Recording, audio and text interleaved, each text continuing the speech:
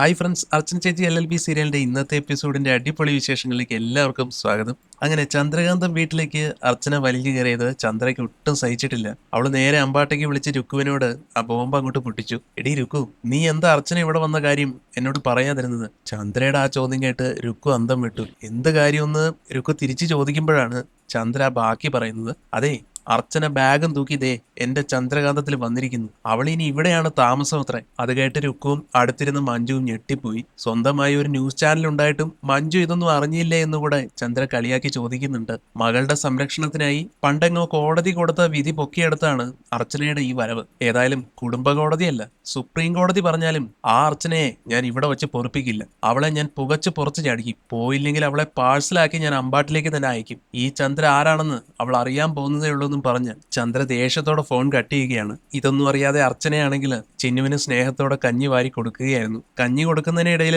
അർച്ചന മെല്ലെ ചോദിക്കുകയാണ്, മോളെ, ഞാനിവിടെ നിൽക്കുന്നതില് നിനക്ക് വല്ല ബുദ്ധിമുട്ടും ഉണ്ടോ? അപ്പൊ ചിന്നു പറയുകയാണ്, എനിക്ക് ഒരു ബുദ്ധിമുട്ടും ഇല്ല അമ്മേ. പക്ഷെ ചന്ദ്രാന്റി എന്തെങ്കിലും പ്രശ്നം ഉണ്ടാകുമോ എന്നാണ് എന്റെ പേടി. അമ്മയും അച്ഛനും പഴയതുപോലെ ഒന്നിച്ച് ജീവിക്കണമെന്നാണ് എന്റെ ആഗ്രഹം. അത് കേട്ടതും അർച്ചന അത് അപ്പോൾ തന്നെ തിരുത്തി. അതൊന്നും ഇനി നടക്കാൻ പോകുന്നില്ല ചിന്നു. നിന്റെ അച്ഛൻ എന്നയാൾ ഇപ്പോൾ എന്റെ പരിഗണനയിലുള്ള ആളേ അല്ല. അയാൾ എനിക്കിപ്പോ വെറും അഡ്വക്കേറ്റ് വിജയശങ്കർ മാത്രമാണ്. ഞാൻ പ്രസിഡന്റ് ആയിട്ടുള്ള ബാർ അസോസിയേഷനിലെ വെറും ഒരു മെമ്പർ, അത്രമാത്രം. തുടർന്ന് താൻ അമ്പാട്ട് വീട്ടിൽ ആരോടും പറയാതെയാണ് പോകുന്നതെന്നും അവിടെ അറിഞ്ഞാൽ അത് വലിയ ചർച്ചയാകുമെന്നും അർച്ചന ചിന്നുവിനോട് പറഞ്ഞു. പെട്ടെന്നാണ് ചിന്നുവിന്റെ മനസ്സിൽ മറ്റൊരു ചിന്ത വന്നത്. അമ്മ ഇവിടെ ഉള്ളത് കൊണ്ട് ഇനി JK അങ്കിൾ എന്നെ അന്വേഷിച്ച് ഇങ്ങോട്ട് വരില്ലല്ലോ അല്ലേ? അത് വലിയൊരു ആശ്വാസമായി. അങ്ങനെ കഞ്ഞിയെല്ലാം കുടിച്ചു കഴിഞ്ഞ് അർച്ചന പാത്രവും എടുത്ത് അടുക്കളയിലേക്ക് നീങ്ങി. അതേസമയം അമ്പാട്ട് വീട്ടിൽ വിശപ്പും ദേഷ്യവും മൂത്ത് രുക്കു നേരെ അച്ചുവിനെ ഫോൺ വിളിക്കുന്നു. ഫോൺ എടുത്ത ഉടനെ അവൾ ചോദിക്കുകയാണ്, നീയും കൂടെ പ്ലാൻ ചെയ്തിട്ടാണോ അർച്ചന ചേച്ചി അങ്ങോട്ട് പറഞ്ഞു വിട്ടതെന്ന്? ചേച്ചി അങ്ങോട്ട് പോയ കാര്യം ഞാൻ ഇപ്പോഴാണ് അറിയുന്നതെന്ന് അച്ചു പറയുന്നുണ്ടെങ്കിലും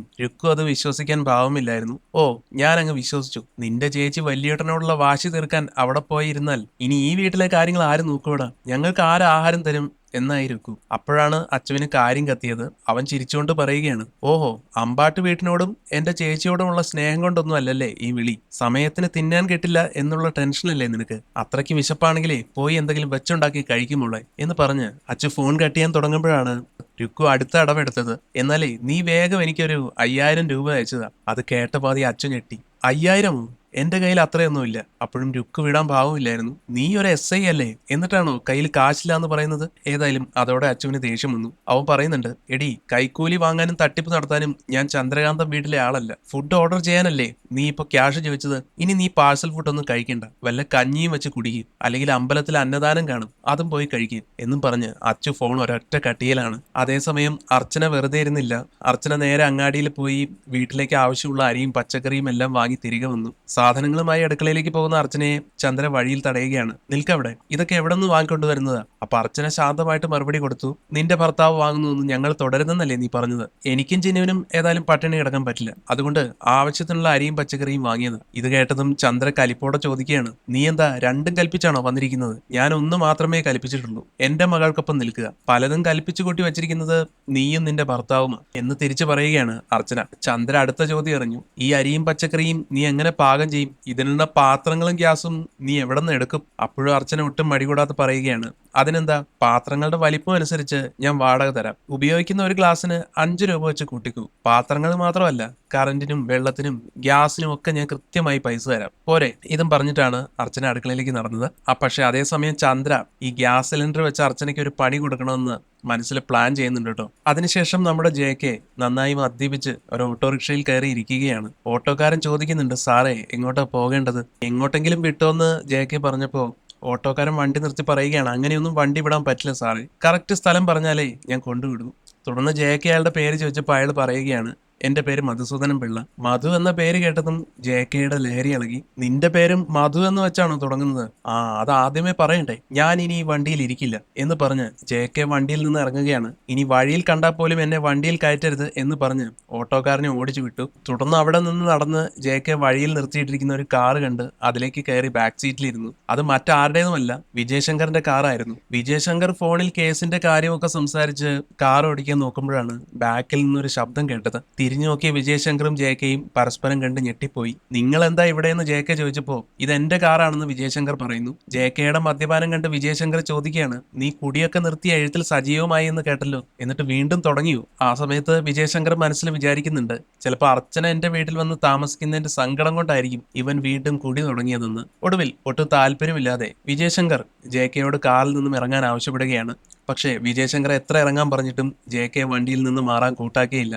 എന്തായാലും കയറിപ്പോയില്ലേ, എനിക്കൊരു ലിഫ്റ്റ് തന്നൂടെ എന്ന് ചോദിച്ച് ജെ കെ അവിടെ കിടന്ന് വലിയ പ്രസംഗം തുടങ്ങിയെങ്കിലും വിജയശങ്കർ ആണെങ്കിൽ ദേഷ്യം കൊണ്ട് വലിഞ്ഞു മുറുകി. ഒടുവിൽ രക്ഷയില്ലെന്ന് കണ്ടപ്പോൾ ശരി ഞാൻ ഇറങ്ങാന്ന് പറഞ്ഞ് ജെ കെ കാറിൽ നിന്ന് ഇറങ്ങി. വിജയശങ്കർ ആണെങ്കിലോ ദേഷ്യത്തോടെ കാറ് മലർപ്പിച്ച് ഓടിച്ചുപോയി. അതേസമയം ചന്ദ്രകാന്തം വീട്ടിൽ അർച്ചനയ്ക്ക് ഒരു 8ന്റെ പണി കൊടുക്കാൻ ചന്ദ്ര അടുക്കളയിൽ പ്ലാൻ ചെയ്യുകയായിരുന്നു. ചന്ദ്രൻ നിറഞ്ഞ ഗ്യാസ് സിലിണ്ടർ അഴിച്ചു മാറ്റി പകരം തീർന്നു പോയ ഒരു കാലി സിലിണ്ടർ അവിടെ ഫിറ്റ് ചെയ്തു. ഇന്ന് ഇവിടെ കഞ്ഞിയും കറിയും വയ്ക്കുന്നത് എനിക്കൊന്ന് കാണണമല്ലേ എന്ന് പറഞ്ഞ് ചന്ദ്രൻ മനസ്സിൽ ലെഡ് പൊട്ടിച്ച് ചിരിച്ചുകൊണ്ട് അവിടെ നിന്ന് മാറി നിന്നു. ജെ കെയുടെ വീട്ടിലാണെങ്കിൽ കുറെ നേരമായിട്ടും ജെ കെ വീട്ടിലെത്താതിരുന്നപ്പോൾ സുമിത്ര ടീച്ചർക്ക് ആകെ പരിഭ്രാന്തിയായി. ടീച്ചർ ഫോൺ എടുത്ത് ജെ കെയെ മാറി മാറി വിളിച്ചെങ്കിലും അവൻ ഫോൺ എടുക്കുന്നുണ്ടായിരുന്നില്ല. ഇത് കണ്ട് മധുബാല അങ്ങോട്ട് വന്ന് ചോദിക്കുകയാണ്, ജെ കെ ഫോൺ എടുക്കുന്നില്ലേ, ഞാനൊന്ന് വിളിച്ചു നോക്കണോ? പക്ഷെ ടീച്ചർ അത് തടഞ്ഞു. അയ്യോ വേണ്ട, അവൻ ഇങ്ങോട്ട് വരികയാണെങ്കിൽ പോലും നിന്റെ വിളി കണ്ടാൽ വഴിതിരിച്ചു പോകും. അത് കേട്ട് മധുബാല ഒരു തത്വം അങ്ങോട്ട് കാച്ചുന്നുണ്ട്. 2-3 പ്രാവശ്യം വിളിച്ചിട്ട് ഒരാൾ ഫോൺ എടുത്തില്ലെങ്കിൽ പിന്നെ നമ്മളായിട്ട് വിളിക്കാൻ നിൽക്കരുത്. തുടരെ തുടരെ വിളിച്ചാലേ അവർക്ക് ദേഷ്യം വരും, പിന്നെ ഒട്ടും ഫോൺ എടുക്കില്ല. ചന്ദ്രകാന്തത്തിലാണെങ്കിൽ ചിന്നുവും ആര്യയും കൂടെ മുറിയിലിരിക്കുമ്പോൾ അർച്ചന അങ്ങോട്ട് വരുന്നു. ചിന്നുവിന്റെ ക്ഷീണം മാറാൻ കുറച്ച് ആപ്പിളും ഓറഞ്ചും വാങ്ങാൻ മറന്ന കാര്യം അർച്ചന പറഞ്ഞപ്പോ ആര്യ പറയുകയാണ്, അതിനെന്താ ആന്റി, ഞാൻ പറയാം, സാധനങ്ങൾ ഇങ്ങോട്ട് എത്തിച്ചു തരും. തുടർന്ന് വൈകുന്നേരത്തേക്ക് ചൂടുകഞ്ഞി മതിയെന്ന് ചിന്നു പറഞ്ഞപ്പോൾ അർച്ചനയ്ക്ക് സന്തോഷമായി. എന്നാൽ പിന്നെ ഞാൻ നല്ല ചൂടുകഞ്ഞി ഉണ്ടാക്കാം, അത് കുടിച്ച് ശരീരം നന്നായി വിയർത്താൽ പകുതി പനിയും പോയിക്കോളുമെന്ന് അർച്ചന പറയുന്നു. എന്നാൽ അത് കേട്ട് ആര്യയ്ക്കും കൊതിയായി. എന്നാൽ പിന്നെ എനിക്കും അർച്ചന ആന്റി ഉണ്ടാക്കുന്ന കഞ്ഞി മതിയെന്ന് ആര്യയും പറയുകയാണ്. അങ്ങനെ അവിടുത്തെ വൈകുന്നേരത്തെ മെനു ഫിക്സ് ചെയ്തു. ചൂടുകഞ്ഞിയും ചുട്ട പപ്പടവും ചമ്മന്തിപ്പൊടിയും. പക്ഷെ ചമ്മന്തിപ്പൊടി ഇല്ലല്ലോ എന്ന് ചിന്നു പറഞ്ഞപ്പോൾ താൻ ഇതെല്ലാം വാങ്ങിയിട്ടുണ്ടെന്ന് അർച്ചന പറയുകയാണ്. കഞ്ഞിയും പപ്പടവും ചമ്മന്തിപ്പൊടിയും ചേർന്ന് ആ കിടലും കോമ്പിനേഷൻ ആലോചിച്ചപ്പോൾ തന്നെ ആര്യയുടെ വായിൽ വെള്ളം മൂറി. ശേഷം കഞ്ഞി വയ്ക്കാനായി അർച്ചന ആവേശത്തോടെ അടുക്കളയിലേക്ക് പോകുമ്പോഴും ചന്ദ്ര ഇതൊക്കെ ദൂരെ മാറി നിന്ന് ഒളിഞ്ഞു നോക്കുന്നുണ്ടായിരുന്നു. അർച്ചന അരിയെല്ലാം കഴുകി പാത്രത്തിലാക്കി ഗ്യാസ് കത്തിക്കാൻ നോക്കി. പക്ഷേ എവിടെ ഗ്യാസ് ഓണാകുന്നതേ ഇല്ല. ഇതെന്താ ഗ്യാസ് ഇല്ലേ എന്ന് അർച്ചന സ്വയം അത്ഭുതപ്പെട്ടു. ഈ സമയം ഒന്നും അറിയാത്ത പാവത്തെ പോലെ ചന്ദ്ര അങ്ങോട്ട് വലിഞ്ഞു കയറി വന്നു. എന്നിട്ട് അർച്ചനയോട് തട്ടി കയറുകയാണ്. എന്താ ഗ്യാസ് തീർന്നോന്ന് ചോദിച്ചുകൊണ്ട് ചന്ദ്രയും നോക്കി. എന്നിട്ട് സിലിണ്ടർ കാലിയാണെന്ന് പറഞ്ഞുകൊണ്ട്, നീ വന്ന് തൊട്ടതോടെ ദേ സിലിണ്ടർ കാലിയായി, ഞങ്ങളെ കൂടെ പട്ടിണിയിട്ടേ നീ അടങ്ങുമല്ലേ, വാടക തരാമെന്നൊക്കെ പറഞ്ഞ് വലിയ പ്രസംഗമായിരുന്നല്ലോ, ഒരു ഗ്യാസ് സിലിണ്ടറിന് മുഴുവൻ വാടക തരാൻ നിന്റെ കയ്യിൽ കാശുണ്ടോടി എന്നൊക്കെ ഇങ്ങനെ ചന്ദ്ര അർച്ചനയെ പരിഹസിച്ച് നിൽക്കുമ്പോഴാണ് അർച്ചനയുടെ കണ്ണുകൾ അടുക്കളയുടെ മറ്റൊരു മൂലയിലേക്ക് നീണ്ടത്. അവിടെ മറ്റൊരു നിറഞ്ഞ ഗ്യാസ് സിലിണ്ടർ ഇരിക്കുന്നു. അങ്ങനെ പിന്നെ അടുത്തിരുന്ന 2ാമത്തെ സിലിണ്ടർ മാറ്റിവെക്കാൻ അർച്ചന ആഞ്ഞപ്പോഴേക്കും ചന്ദ്ര അത് തടയുകയാണ്. അത് വേണ്ട, അത് എപ്പോഴോ കാലിയായതാ, അതിലെ ഒരു തുള്ളി ഗ്യാസ് പോലും ഇല്ല, വേണമെങ്കിൽ നീ പോയി ഹോട്ടലിൽ നിന്ന് വാങ്ങി തിന്ന്, അല്ലെങ്കിൽ പട്ടിണി കിടക്ക്. പക്ഷേ ചന്ദ്ര ഇത്രയൊക്കെ പറഞ്ഞിട്ടും അർച്ചന ഒട്ടും കുലുങ്ങിയില്ല കേട്ടോ. അവള് ചന്ദ്രയുടെ മുഖത്ത് നോക്കി ഒരു കിടലും മറുപടി കൊടുക്കുകയാണ്. എന്തായാലും ഗ്യാസ് കഴിഞ്ഞല്ലോ, അതുകൊണ്ട് ഇനി നിങ്ങൾ ആ ഗ്യാസ് സിലിണ്ടർ വലിച്ചു കയറ്റി വിശപ്പടക്കിക്കൂ, എന്നെ പട്ടിണി കിടാൻ നോക്കണ്ട, എന്റെ അടുത്ത് വേറെ വഴിയുണ്ട്. ഇതും പറഞ്ഞ് അർച്ചന പുറത്തേക്ക് നടന്നു. എന്നാൽ അത് കേട്ട് ഇവൾക്ക് എന്ത് വഴിയാണപ്പാ ഉള്ളതാ എന്ന് ചന്ദ്ര അത്ഭുതപ്പെട്ട് നിൽക്കുമ്പോഴാണ് അർച്ചന തന്റെ അടുത്ത അടവ് പുറത്തെടുത്തത്. അർച്ചന നേരെ മുറ്റത്തേക്ക് ഇറങ്ങി 3 കല്ലുകൾ പെറുക്കി വെച്ച് തനി നാടൻ രീതിയിൽ അടുപ്പ് കൂട്ടി കഞ്ഞി വെക്കാനുള്ള പരിപാടികൾ തുടങ്ങി. അടുപ്പ് കൂട്ടുന്നത് കണ്ട ആര്യ ആവേശത്തോടെ അങ്ങോട്ടേക്ക് ഓടി വന്നു. ഇതെന്താ ആന്റി ഇവിടെ പരിപാടി എന്ന് ചോദിച്ചപ്പോൾ അർച്ചന ചിരിച്ചുകൊണ്ട് പറയുകയാണ്, ഗ്യാസ് തീർന്നത് കൊണ്ട് ചിന്നുവിന് വേണ്ടി മുറ്റത്ത് അടുപ്പ് കൂട്ടി കഞ്ഞി വെക്കാൻ പോവുക മോളെ. ഇത് കേട്ട ആര്യയ്ക്ക് വല്ലാത്ത സന്തോഷമായി. അയ്യോ ഇത് അടിപൊളി, അമ്പലത്തിൽ പൊങ്കാലയിടുന്ന സമയത്ത് മാത്രമേ ഞാൻ ഇങ്ങനെയൊക്കെ കണ്ടിട്ടുള്ളൂ, എന്നെ കൂടെ ഈ ഔട്ട്ഡോർ കുക്കിങ്ങിന് കൂട്ടാമോ ആന്റി എന്ന് ആര്യ ചോദിച്ചപ്പോൾ അർച്ചന പറയുകയാണ്, വേണ്ട മോളെ, എങ്ങാനും നിന്റെ അമ്മ കണ്ടാ പിന്നെ അത് മതി വഴക്കിനെന്ന്. ഏതായാലും അർച്ചന പറഞ്ഞ പോലെ തന്നെ ചന്ദ്ര ഫോണും വിളിച്ച് അങ്ങോട്ടേക്ക് ഇറങ്ങി വന്നു. മുറ്റത്തെ ആ പൊങ്കാല കാഴ്ച കണ്ടതും ചന്ദ്രയുടെ കൺട്രോള് പോയി. അവള് ദേഷ്യത്തോടെ ചോദിക്കുകയാണ്, ആര്യ എന്താ ഇവിടെ? ചന്ദ്രയെ കണ്ടിട്ടും പേടിക്കാതെ ആര്യ പറഞ്ഞു, അമ്മേ ആന്റി കഞ്ഞുണ്ടാക്കാൻ പോവുകയാണ്, അമ്മയും വാ, നമുക്കിതൊരു ആഘോഷമാക്കാം. ഇത് കേട്ട ചന്ദ്ര മനസ്സിൽ വിചാരിക്കുകയാണ്, ഇതേതായാലും നന്നായി, അർച്ചന ഈ അടുപ്പ് ഊതി ഊതി മുഖം മൊത്തം കരിഞ്ഞ് കരിവാളിക്കട്ടെ, അതൊന്ന് കാണണം. ഇതേ സമയം ആര്യ വീണ്ടും ചന്ദ്രയെ അങ്ങോട്ട് നിർബന്ധിച്ച് വിളിച്ചപ്പോ ചന്ദ്ര അവളുടെ അരികിൽ എത്തിച്ചെന്ന് ദേഷ്യപ്പെട്ടു. നീ മിണ്ടാതെ അകത്തേക്ക് കയറി വാടി, നിനക്ക് കാണാൻ മാത്രം ഇവിടെ എന്ത് പേക്കൂത്താണ് നടക്കുന്നത്, വെറുതെ ആ അടുപ്പിന്റെ അടുത്ത് ചെന്ന് പുക അടിച്ച് കൂട്ടരുത് എന്ന് പറഞ്ഞ് ചന്ദ്ര ആര്യയും കൂട്ടി അകത്തേക്ക് പോവുകയാണ്. അർച്ചനയാകട്ടെ ചന്ദ്രയുടെ ആക്രോശങ്ങളെല്ലാം കേട്ടിട്ടും ഒരക്ഷരം മിണ്ടാതെ ശാന്തമായി ഇരുന്ന് അടുപ്പ് കത്തിക്കുകയാണ്. അർച്ചനയുടെ ഈ മാസ പ്രതിരോധത്തോടെയാണ് ഇന്നത്തെ വിശേഷങ്ങൾ അവസാനിക്കുന്നത്.